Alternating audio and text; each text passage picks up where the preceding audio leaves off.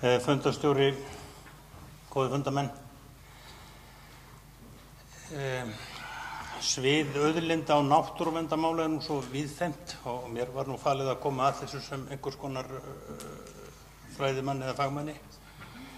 Það svo víðfeðmt að það finnst nú allan nokkur sérfræðingur hér á landi sem hefur góða yfirsýn yfir allan málaflokkinn en sem jarðfræðingur þá mun ég að sjálfsögðu takmarka mína umfjöllun hérna við þá flokka sem ég þykist svona þekkja sæmilega, þar að segja svona almenna náttúruvernd og nýtingu auðlinda úr henni dauðu náttúru. Þannig að ég, þó ég hafi einhvern tímann verið á verki, þá get ég ekki náttið kvótakerfin.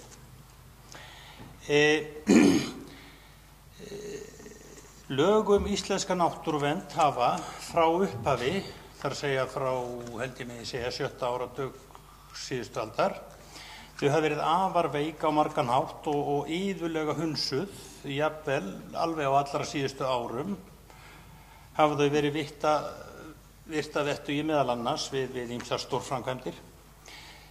Af þessum sökum finnst mér mjög mikilvægt að fá þessa 33. grein inn í stjórnarskrána, þar sem að hún hlýtur að styrkja verulega grundvöll náttúruverndarlaga almennt. Einu atriði í 33. greininni ber að fagna alveg sérstaklega og það ákvæðið að gróður og jarðvegur njóti verndar ásamt því að fyrri spjöll skuli bætt eftir föngum.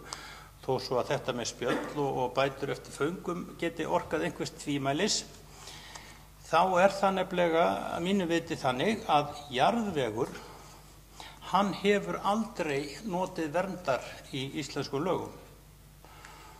Og þetta mestu umhverfisvandamál Íslandssögunnar. Það talið að jarðvegur hafi frá landnámi eyðst af 40.000 ferkílómetrum lands og að 10.000 ferkílómetrar af votlendisjarðvegi að þeim hafi verið raskað til viðbótar. Þetta samtals 50.000 ferkílómetrar af jarðvegi eða helmingur flatamáls Íslands á þessum rúmlega 1100 árum sem hafa raskast. Þarna veruleg þörf á átaki og í núgildandi lögum, bæði landgræðslu og náttúruvernd, semst engin ákvæði verndun jarðvegs. Þess vegna held ég beri að fagna þessari hugmynd þarna og ég vona virkilega að þetta nái fram að ganga. Og almennt má nú segja, mér finnst þessar greinar sem ég hef verið að kynna mér hérna í þessu sambandi afskaplega minnst efnilegar og bara mjög góðar. Nú nýtingu náttúrugæða í 33. grein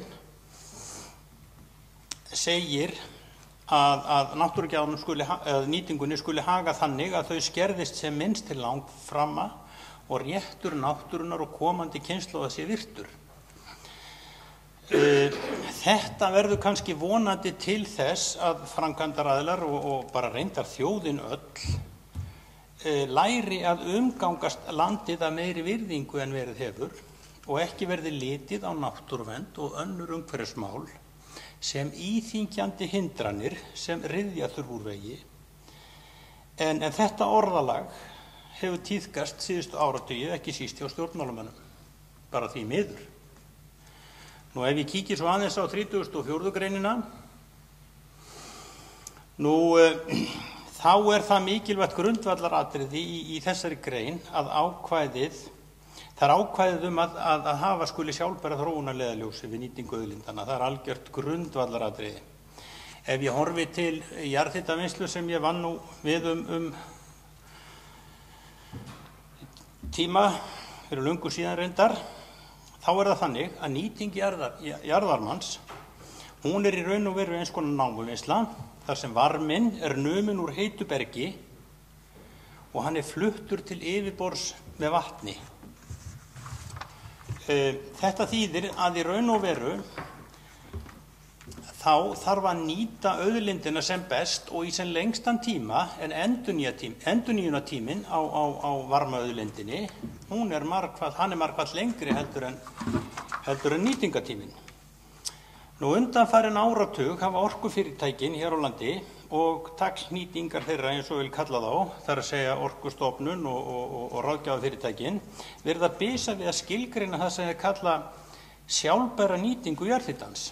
Og ég ætla að fara með skilgreininguna hérna sem er samin af 7 sérfræðingum árið 2010 í nafni rammaáætlunar. Jarðhitavinnsla er sjálfbær ef unnt er að viðhalda óbreyttri orkuvinnslu frá viðkomandi jarðhitakerfi í að minnsta kosti 100 ár. Það er að segja, eilífðin er 100 ár. Hvað á þá að taka við? Það geta verið ragnarök, en það getur líka verið komið Kanaría loftslag, þannig að þurfi engin húshitun vegna gróðurhúsaáhrifa. En reyndar held ég að þetta sé ekki einu sinni svona djúpt hugsað, sko. Ímyndum okkur að Ingólfur Arnarsson hafi haft tækni til að virkja ómælt á Hellisheiði árið 1880, þá var búin 6 ár í undirbúning hjá honum eftir að hann kom. Og svo hann náði að selja alla orkuna og ef afkomendur hans hefði haldið áfram á sömu braut, þá hefði orkan úr svæðinu verið farin að dvína þegar kristni var lögtekin á Alþingi árið 1000, 120 árum seinna. Þetta er 120 ára nýtingatími. 100 ár er nefnilega ansi stuttur tími í svona samhengi. Það er nefnilega svoleiðis að þó svo venjulegt fólk, og þá er ég ekki að tala um mérfræðinga, heldur bara venjulegt fólk, eigi sæmilega auðvelt með að hugsa nokkur 100 ár aftur í tíman, þá eiga flestir mjög erfitt með að hugsa nokkra áratugi fram í tíman. Eða aldir. Þetta er stærsti og mesti veikleikinn við framkvæmd á hugmyndafræði sjálfbærrar þróunar. Að skilja tímann sem er framundan. Það er tími afkomendina eftir að við erum dauð. Það er það sem er grundvallaratriðið. Það er að það verði eitthvað eftir handa aðkomendunum þegar við erum dauð. Og það er eins og að mig bara ekki segja þetta.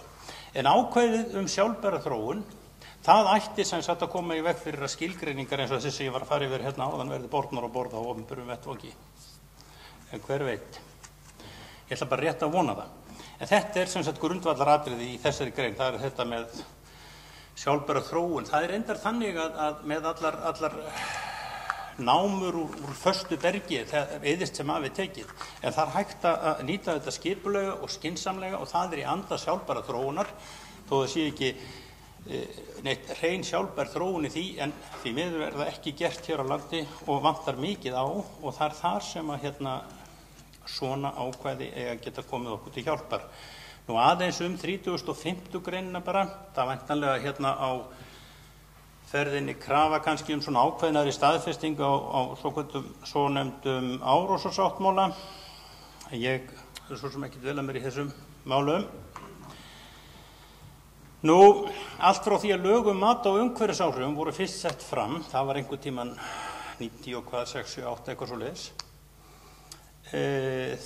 þá hafa breytingar á þeim verið í þá átt að draga úr áhrifum almennings og nú er svo komið að lögin eru að mínu viti lítilsvirði og nánast óvirk. Þá kemur að þessu atriði hér í 35. greininni hvernig ber þá að túlka orðalagið þar sem stendur að tryggja almenningi aðgang að undirbúningi ákvarðana sem hafa áhrif á umhverfi og náttúru. Þetta er allt of veikt, reyndar orðað og aðgangur að undirbúningi ákvarðana samkvæmt lögum mat á umhverfisáhrifum, hann er til staðar í núverandi lögum en hann er nánast alferðið hundsar, alltaf minnst þegar ég ger athugasemdir. Þá er ekki tekið tillit til þess.